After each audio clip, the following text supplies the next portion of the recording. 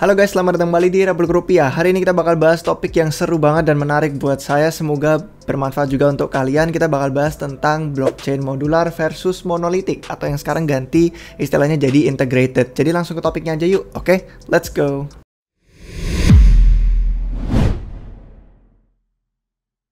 Hai guys, sebelum kita masuk sekarang saya pengen kalian tuh membayangkan aja kalau misalkan kripto dan blockchain tuh sudah diadopsi massa, sudah mainstream, sudah masuk ke dunia global, terus istilahnya kayak pengguna tuh bukan cuman puluhan ribu aja tapi udah sampai jutaan orang atau bahkan miliaran orang yang pada pakai kripto sama teknologi blockchain.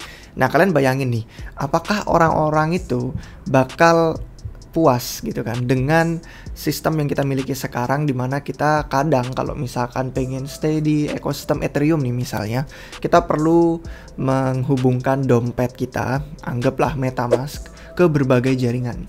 Kadang jaringannya bisa sampai ada lebih dari selusin. Kita harus bridging dulu nih dari satu tempat ke tempat lain. Terus kita kayak rada takut juga kan karena deg-degan gitu, dak-dik-duk-ser, kayak gimana nih kalau duitnya hilang.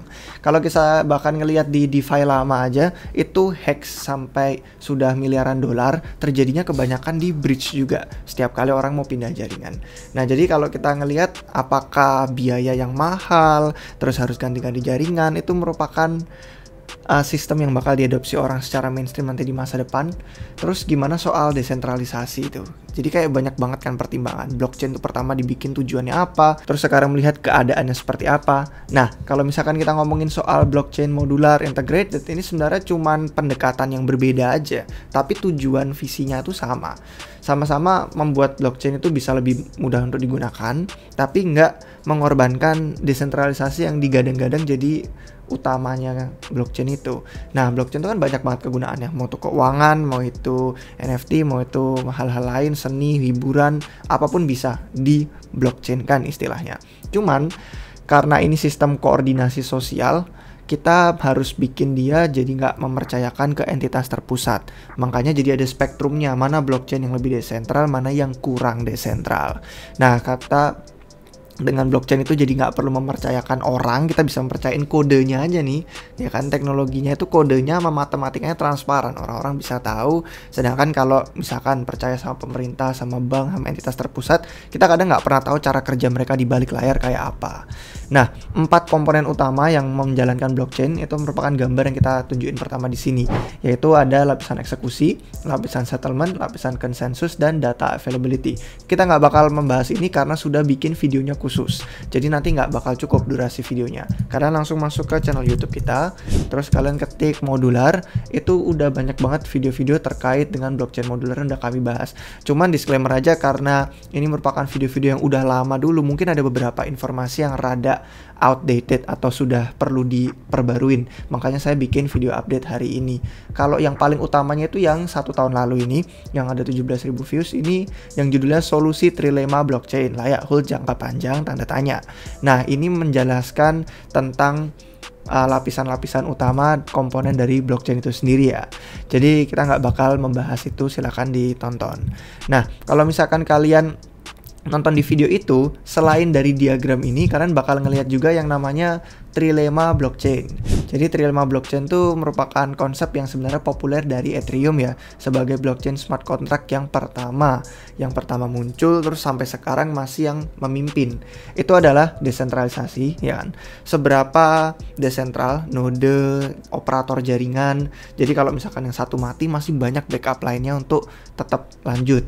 Terus seberapa aman gitu. Duit kita itu kan jadi dipertaruhkan. Kalau misalkan kita masukin jumlah signifikan, seberapa aman blockchain itu? Apakah tiba-tiba bakal duit itu bisa hilang, ataukah tiba-tiba ada banyak serangan-serangan lain yang menakutkan itu. Terus kalau scalability, seberapa murah dan cepat dari sisi pengguna kayak kita. Kita kan pengen pakai yang nggak kayak setiap transaksi harus ngeluarin duit 100.000 gitu kan, kayak lucu. Misalkan kadang kita mau transfer cuma 50.000, masa biaya gasnya 100.000, 2 kali lipat yang kita transfer kan jadinya. Jadi itu merupakan konsep yang populer dari Ethereum. Nah, kalau misalkan kita bandingin sama modular sama yang integrated atau monolitik, blockchain yang integrated, yang monolitik, itu menggabungkan semua fungsinya. Jadi, fungsi 4 komponen ini itu dijadikan satu aja. di blockchain tersebut. Contoh, Bitcoin, Ethereum, Solana, itu semua komponen ini menjadi satu. Nah, kemudian kalau node yang ada di blockchain modular itu terpisah-pisah. Dia sesuai sama keterampilannya masing-masing. Yang jago di eksekusi ya udah menjalani node di sana eksekusi. Jadi lapisan execution. Yang jago di sini di situ, yang jago DA itu yang data availability ya di sana. Jadi bedanya gitu aja. Modular dipecah-pecah, kalau yang integrated itu menjadi satu.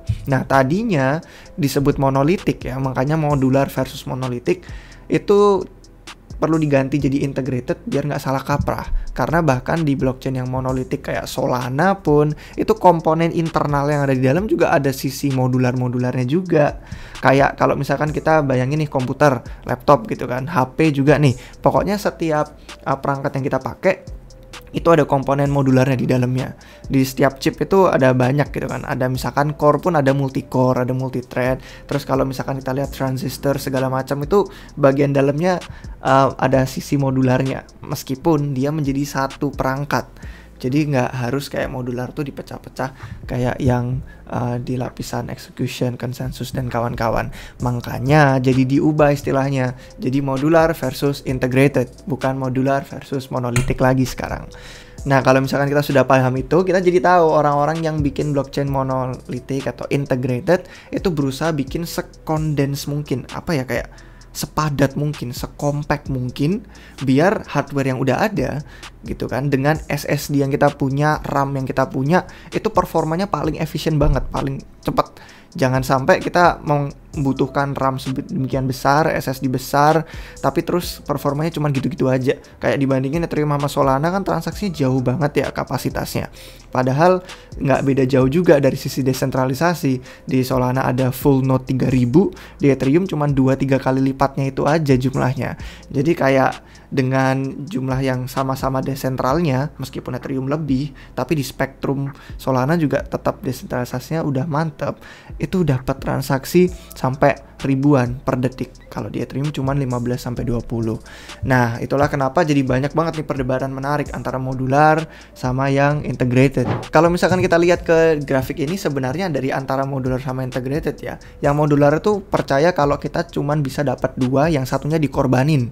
Misalkan nih Solana, di mata yang pendekatannya modular kayak Ethereum layer 2 gitu kan, itu memandang Solana itu scalable sama aman, tapi mengorbankan desentralisasi. Makanya dia bisa cepat banget dan dia aman, tapi dia jadi mengorbankan desentralisasi. Sedangkan di mata yang integrated kayak Solana, dia nggak memandang dirinya mengorbankan ini. Dia dapat tiga-tiganya. Cuman kita bisa lihat ini kayak karakter game. Kalian tahu nggak karakter game apa ya? Saya nggak kepikiran sih gamenya apa. Cuman kalau kayak misalkan nih mainan Mario Kart, itu kan kalian bisa milih rodanya beda, terus parasutnya beda, terus karakternya beda. Dan itu biasanya nih anggap nih kayak akselerasi gitu kan. Terus yang di sini kecepatannya, terus yang di sini kayak seberapa licin mobilnya, apa sih istilahnya saya lupa. Jadi kayak dia itu spektrum, bisa aja kecepatannya tinggi tapi akselerasinya rendah, terus itu jadi kayak poin-poin doang spektrum, bukan berarti kalau dapat dua langsung yang satunya dikorbanin. Jadi lebih ke kayak level aja diimbang-imbangin. Mungkin desentralisasinya segini, security-nya segini, scalability-nya segitu. Tapi kalau misalkan di matanya Ethereum atau modular kan, oh scalability segini, security segini, makanya desentralisasinya tidak ada sama sekali. Jadi Solana itu centralized. Itu yang salah paham. Nah, cuman bahkan dengan Solana pun dia tahu kalau dia itu pengen membuka diri juga. Misalkan nanti di masa depan adopsi mainstream butuh lebih, itu nggak menutup kemungkinan bakal jadi modular juga. Tidak mustahil. Nah, narasi modular tadi kita udah ngomong ya, dipopulerkan oleh Ethereum gitu kan. Desainnya mudah dan sederhana dari awal, memang karena dia jadi first mover yang pertama kali bikin platform smart contract. Cuman pas adopsi memadat, akhirnya kurang bisa menangani permintaan yang signifikan. Makanya pendekatan Ethereum yang sekarangnya monolitik itu bakal diubah jadi modular dengan bantuan-bantuan dari layer 2. Makanya Ethereum pengen mempertahankan desentralisasinya dia, jadi dia nggak pengen ngobrak-abrik mesinnya, nggak pengen diubah jadi kayak Solana karena sulit nanti risikonya taruhannya gede banget. Kalau di obrak-abrik kemarin yang The Merge aja itu merupakan hal yang sulit untuk dilakukan. Makanya dia ya udah, kalau pengguna pengen tetap stay di Ethereum tapi pengen murah biayanya dan cepet, kalian masuklah di lapisan tambahan di atasnya Ethereum. Terus ini ada sedikit gambaran untuk ilustrasi aja memudahkan kalian ya. Misalkan pengen ngelihat antara yang modular sama yang monolitik itu dipisah-pisah seperti apa. Celestia ini jadi memainkan peran, cuman kalau dari sisi pengguna kita nggak perlu memedulikan ini karena bukan Celestia yang bakal kita pakai, karena ini bukan tempat aplikasi berada. Nah makanya di episode ini kita cuman bakal fokus sama yang lapisan eksekusi aja nih, yang di sini. Ini yang bakal dipakai sama user, sama kita. Kita pakai aplikasi DeFi, kita beli NFT, kita mainan game, blockchain, Axie Infinity dan lain-lain, itu semua di execution. Yang settlement, consensus, data ini semua di balik layar. Itu hal-hal yang sebagai user kita nggak perlu perhatikan terlalu mendalam. Execution aja yang kita lihat. Nah hari ini kita bakal bahas beberapa execution menarik yang bisa kita pakai, yang pengen murah, cepet, tapi nggak banyak yang dikorbankan.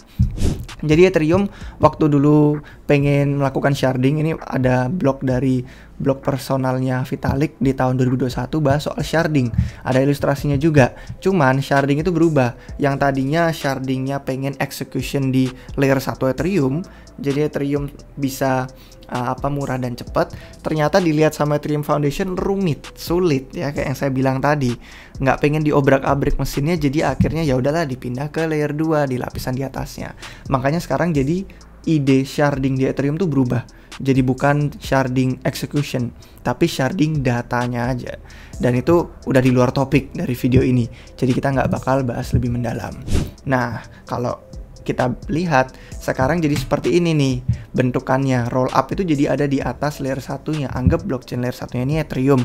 Jadi di atas kita ada Arbitrum, ada Optimism, ada Base yang lagi rame gitu kan. Kalau kita lihat yang paling rame sekarang memang Base yang paling utama. Terus transaksinya di bawahnya itu ada Arbitrum, terus ada Optimism, terus ada yang kayak Zcash, Stucknet dan lain-lain, itu juga masih baru karena dia masih belum live di mainnet. Nah kalau misalkan kayak Zcash dan Stucknet itu masih relatif baru, dia baru aja live-nya di mainnet. Kalau misalkan kita lihat ya beberapa minggu terakhir itu ada kasusnya dengan Base yang padam, Arbitrum yang padam juga.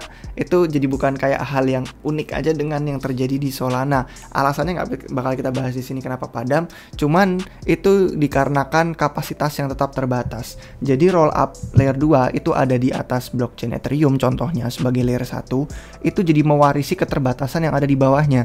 Kalau yang di bawahnya itu ada limitasi, ada limitation, itu akhirnya yang di atas mau secepat apapun juga, istilahnya gini, kalian bayangin aja supercar, entah mobil Ferrari, Lamborghini, apalah pokoknya yang cepet-cepet gitu kan, ngebut, lagi kena macet.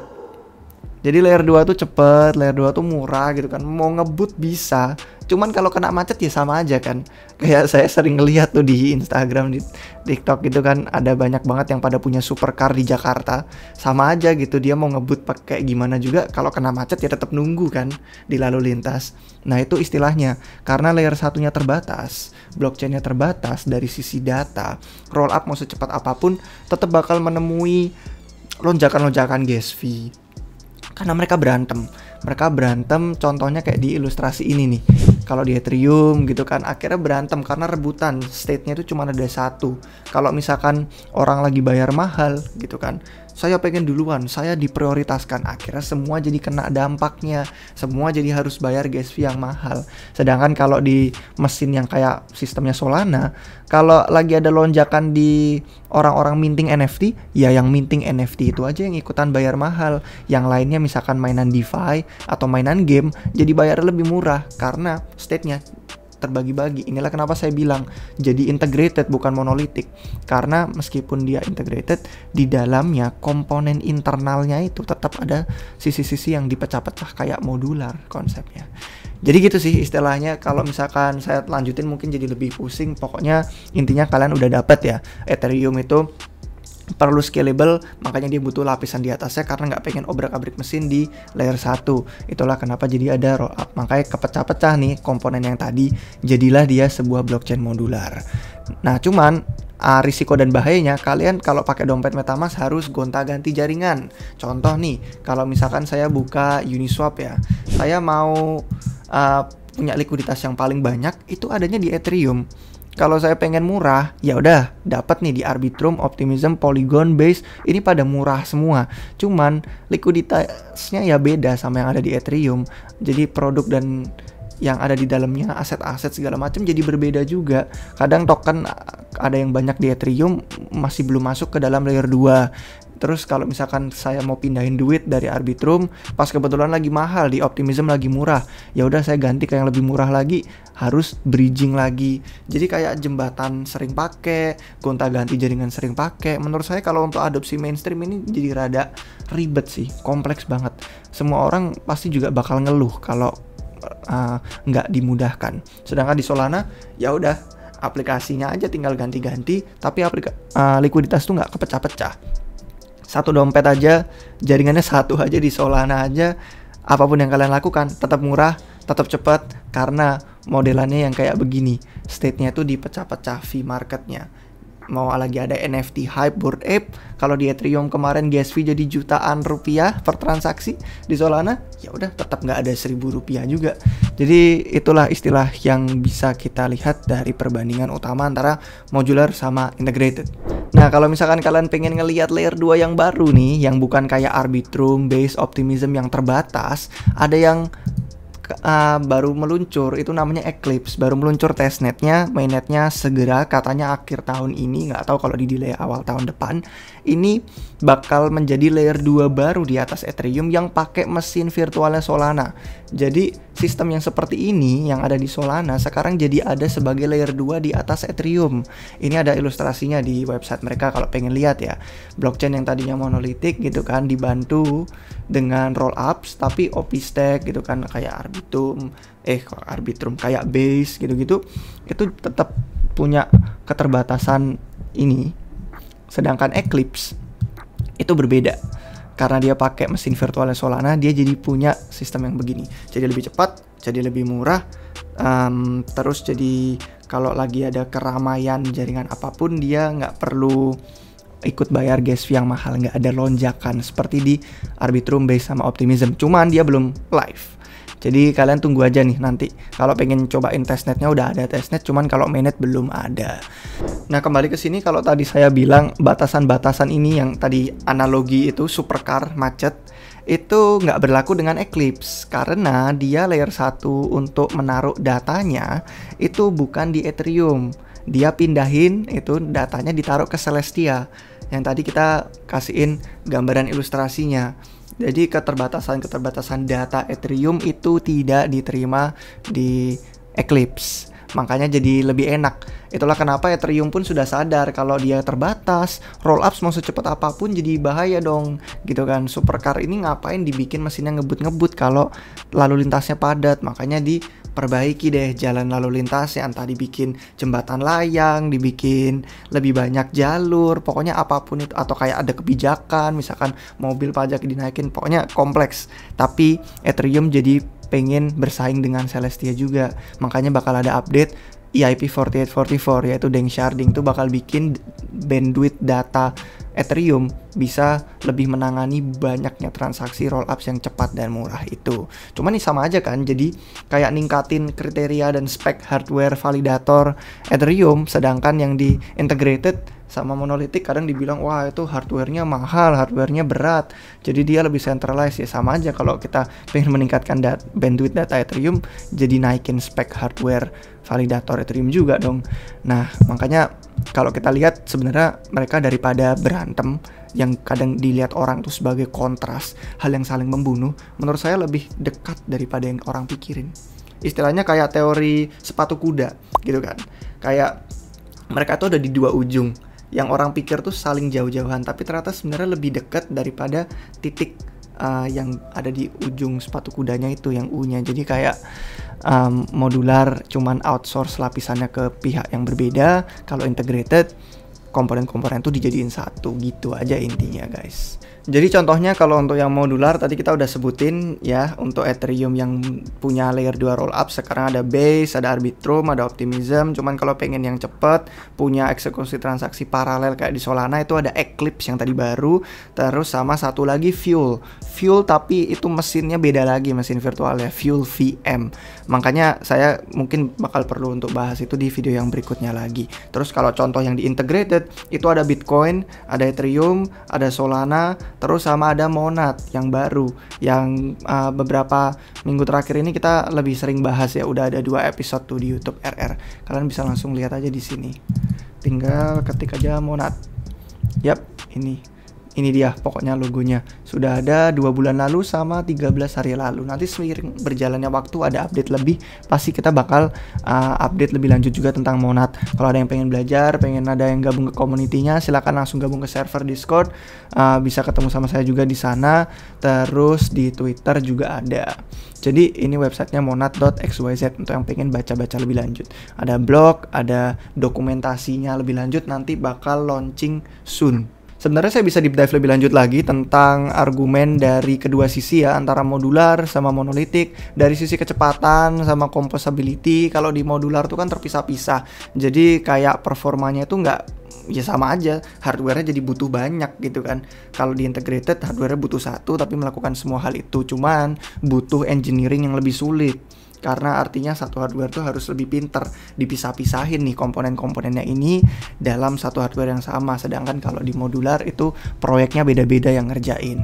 Terus kalau misalkan composability artinya adalah kayak Lego. Kalian bayangin aja kayak Lego ditumpuk satu sama lain di atasnya. Kalau yang di bawahnya kokoh, di atasnya kuat. Artinya di bawahnya misalkan nih ada aplikasi kayak Uniswap, kayak Curve gitu-gitu kan, yang menampung likuiditas banyak. Di atasnya bisa dibangun AV, bisa dibangun Compound untuk pinjam meminjam, bisa dibangun DEX lain untuk perpetual, untuk future, untuk kalian gambling gitu-gitu kan. Itu kayak Lego money. Cuman kalau di modular karena pisah-pisah, aplikasi yang ada di Base nggak bisa gabung jadi sama aplikasi yang ada di Optimism atau di Arbitrum. Artinya likuiditasnya jadi pecah-pecah, yang di sini kecil, yang di sana banyak. Jadi yang tadi itu harus bridging, harus ganti-ganti jaringan. Terus kalau dari sisi desentralisasi, jelas yang integrated layer 1 tuh spektrumnya lebih terdesentralisasi daripada roll-up yang ada di atas Ethereum. Karena Arbitrum, Optimism, dan lain-lain itu pada pakai sequencer yang terpusat. Contohnya kita udah lihat kasusnya kemarin, mereka ada padam pas sequencernya itu lagi mati atau kurang biaya untuk ngelanjutin transaksi. Terus kalau di integrated, ya semua orang memang lebih banyak spek hardware-nya untuk ngejalanin jaringan, cuman artinya lebih gampang untuk recover. Kalau ada serangan, ada apa, langsung bisa direplikasiin lagi sistemnya, jadi bisa hidup lagi ngelanjutin transaksi. Makanya transaksi kita jadi lebih desentral. Kalau untuk nilai ya, ngomongin soal koin, soal token, ya itu semuanya tergantung sama dinamika pasar ke depannya sih. Orang-orang lebih banyak berikan nilai itu ke sebuah aplikasi, yang mana kayak kita bisa ngeliat contohnya Base ya. Sekarang tiap hari tuh lagi banyak banget revenue-nya itu Base. Karena satu, dia udah punya user base banyak. Terus kedua, dia merupakan exchange terbesar di Amerika Serikat yang langsung onboarding orang ke Web3. Jadi asumsi saya kalau untuk Coinbase ya cocok gitu kan, ngejalanin roll up sendiri. Cuman kalau untuk aplikasi-aplikasi kecil kayak AV gitu-gitu sih belum tentu ya cocok untuk bikin roll up sendiri. Makanya yang gede kayak di YDX itu kan limit order book terbatas banget, nggak bisa di layer 1 blockchain biasa kayak Ethereum. Artinya dia bikin upchain sendiri deh di Cosmos, di YDX-nya. Makanya pisah karena udah tahu di roll up saya nggak bisa melakukan banyak hal, saya supercar tapi kejebak macet.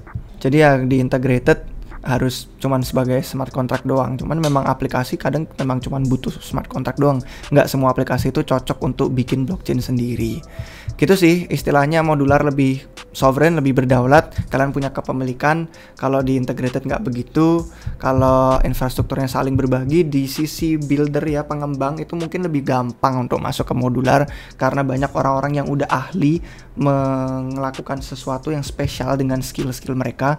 Kalau di integrated harus kompeten banget tim developer sama engineer-nya biar mereka itu bisa bikin jaringan integrated yang luar biasa seimbang antara desentralisasi security sama scalability. Jadi itu sih guys untuk video hari ini. Kalau misalkan kita rekap, kesimpulannya adalah mereka tuh lebih mirip daripada orang-orang pikirkan, nggak berbanding terbalik atau kontras. Mereka tuh punya pasarnya masing-masing, ada targetnya masing-masing, tinggal dilihat aja kebutuhan kita itu apa. Pengen yang modular sebagai sisi pengembang, atau dari sisi user mungkin lebih suka integrated, jadi nggak perlu ribet-ribet untuk gonta-ganti jaringan dan nyari likuiditas yang terpusat. Itu pun kalau misalkan kita lihat yang modular sulit untuk jadi integrated, tapi bagusnya integrated bisa jadi modular nanti di kemudian hari. Jadi sisi pengguna kalau pengen cari yang murah, cari yang modular, cari Eclipse sama Fuel, cuman belum live. Saat ini cuma bisa pakai base Arbitrum OP. Kalau di sisi yang integrated, carilah Solana sama Monad. Itu sih yang kita bisa bandingkan untuk hari ini. Kita nggak bakal bahas semua yang ZK dan yang lain-lainnya karena tidak cukup waktu. Dan kalau misalkan analogi tadi Mario Kart membantu kayak karakter game statistik, ya kita bisa seimbangkan mereka. Nggak harus satu-satunya, nggak harus satu hal tuh dikorbankan penuh. Itu merupakan pesan yang saya pengen bagikan untuk hari ini. Riset dan pengembangan keduanya bakal memajukan industri ini bersama. Modular, integrated, kita tidak akan saling bunuh-membunuh, kita nggak bakal ngambil bisnis orang lain, kita bisa menumbuhkan grow the pie, istilah bahasa Inggrisnya. Jadi makin gede, makin bisa sharing, gitu kan. Terus sama kayak ombak air, kalau dia sudah lagi naik, lagi pasang, semua kapal juga ikutan naik, gitu kan. Nggak cuman satu aja yang diuntungkan. Oke guys, semoga bermanfaat videonya. Kalau kalian suka, jangan lupa kasih jempol, jangan lupa subscribe biar gak ketinggalan video baru dari kami di Republik Rupiah. Sampai jumpa semua lagi di video yang berikutnya guys. Cheers!